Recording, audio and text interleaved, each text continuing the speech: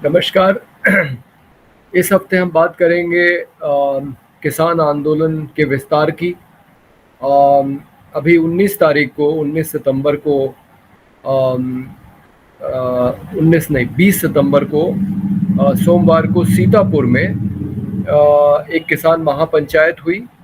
जिसमें राकेश टिकैत खुद आए थे। और पश्चिमी उत्तर प्रदेश को यदि छोड़ दिया जाए तो अभी तक की ये उत्तर प्रदेश की सबसे बड़ी किसान महापंचायत थी। और ये सरकार के लिए चिंता की बात होनी चाहिए,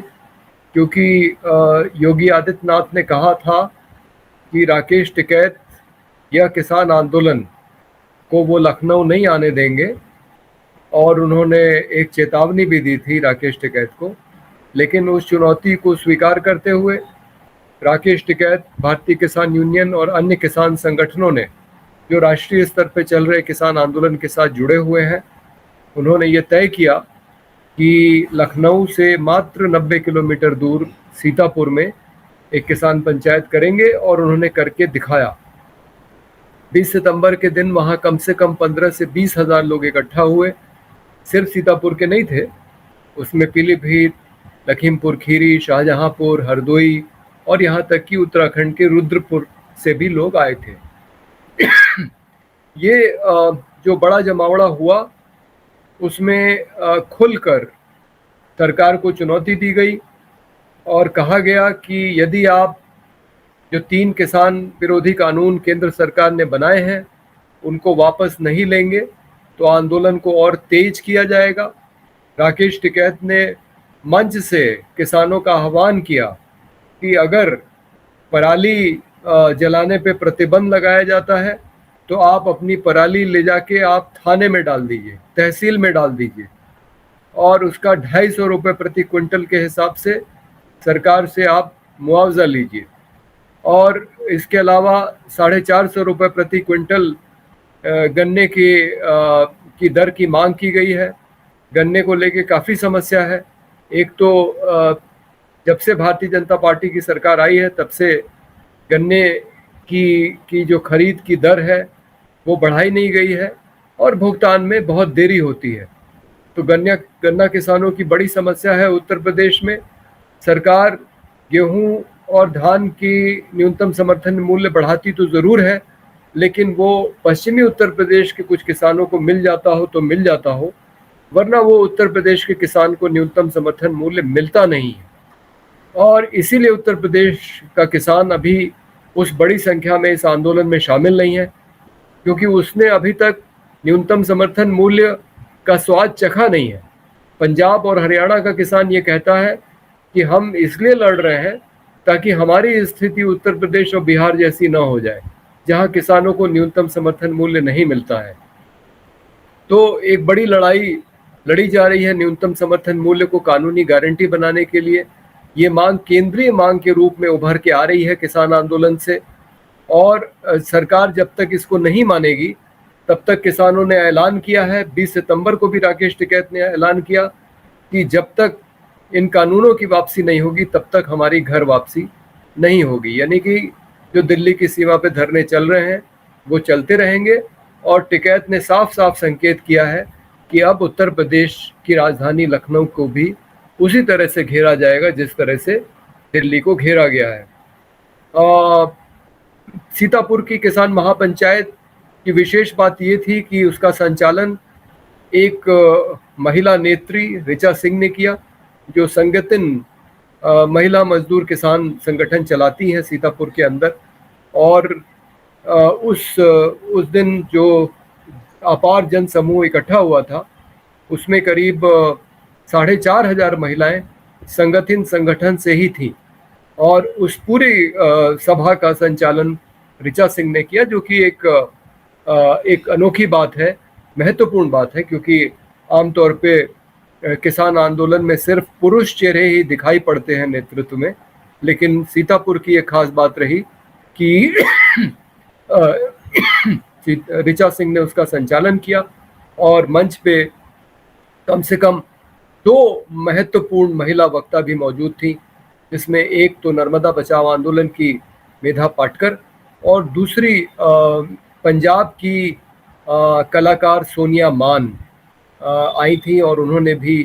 लोगों का उत्साह बढ़ाया और ये कहा कि जिस तरह से पंजाब अपने आप को हरियाणा का भाई मानता है, तो पंजाब अब उत्तर प्रदेश को भी अपना भाई मान के इस आंदोलन में उसका साथ देगा और जहाँ जहाँ किसान आंदोलन करेंगे, जहाँ जहाँ किसान महापंचायत होंगी, वहाँ वो पहुँचने की ज़रूर कोशिश करेंगे। इसके अलावा सभा में डॉक्टर सुनीलम, जो मध्य प्रदेश के 2 बार विधायक रह चुके हैं और किसान नेता हैं, और ख़ास बात यह है कि डॉक्टर सुनीलम के किसान आंदोलन में 11-12 किसानों की पुलिस के गोली चलाने से मौत हुई थी मुल्ताई में। तो उस पूरे आंदोलन में डॉक्टर सुनीलम की बहुत महत्वपूर्ण भूमिका थी। बाद में एक पुलिस वाला जिसकी मौत हुई, उसमें डॉक्टर सुनीलम भी आरोपी बनाए, उनको सज़ा भी हुई। तो सुनीलम बहुत जुझारू संघर्षशील किसान नेता है और वो संयुक्त किसान मोर्चा में भी बहुत महत्वपूर्ण भूमिका निभा रहे हैं। मंच से राकेश टिकैत ने इन 2 लोगों की तारीफ की, डॉक्टर सुनीलम की और मेधा पाटकर की। तो एक तरीके से ये जो किसान महापंचायत हुई, इसका चरित्र राष्ट्रीय था, क्योंकि इसमें जो लोग शामिल थे वो कम से कम 2 राज्यों से थे, उत्तर प्रदेश और उत्तराखंड, और वक्ता तो कई राज्यों के थे, पंजाब से, हरियाणा से, महाराष्ट्र से, मध्य प्रदेश से और उत्तर प्रदेश के तो थे ही। तो ये योगी सरकार के लिए एक चुनौती है कि लखनऊ के नज़दीक एक इतनी बड़ी किसान पंचायत हो चुकी है और अब किसानों की तैयारी है कि इसी तरह की किसान महापंचायतें अन्य ज़िलों में भी की जाएंगी। और संयुक्त किसान मोर्चा की एक बैठक 9-10 सितंबर को लखनऊ में हुई थी, जिसमें इस आंदोलन को विस्तार देने का निर्णय लिया गया है। आने वाली 27 सितंबर को, यानी कि आज से 3 दिन बाद, भारत बंद का आह्वान किया गया है। पर्चे बांटे जा रहे हैं जगह जगह, लखनऊ में, उन्नाव में, हरदोई में, बाराबंकी में, और सोशलिस्ट किसान सभा की तरफ से उन्नाव में फतेहपुर 84 का चौराहा, और हरदोई में भरावन का चौराहा, अतरौली का चौराहा और नेवादा का चौराहा, 2 चौराहों पे, और बाराबंकी में जो असेनी का चौराहा है, इन चौराहों को किसान अपने जानवरों को लेके इन चौराहों को जाम करेंगे, क्योंकि उत्तर प्रदेश के अंदर सोशलिस्ट किसान सभा जो खुले पशुओं का मामला है उसको उठा रही है। और उस दिन किसान महापंचायत में मैंने अपने 2 मिनट का समय जो मिला था उसमें इन आवारा पशुओं की ही बात रखी और ये कहा कि जो सरकार ने किसानों द्वारा लगाए जा रहे कटीलों तारों पे प्रतिबंध लगाया है, ये किसान के साथ अन्याय है, क्योंकि किसान ये तार लगा रहा है अपने खेतों को जानवरों से बचाने के लिए, और सरकार जानवरों की व्यवस्था करने के बजाय, गौशालाओं को ठीक से चलाने के बजाय, जिसमें जानवरों की व्यवस्था हो सके, वो किसानों पे ही इन तार लगाने पे प्रतिबंध लगा रही है और उन पे जुर्माना लगाने को तैयार है। ये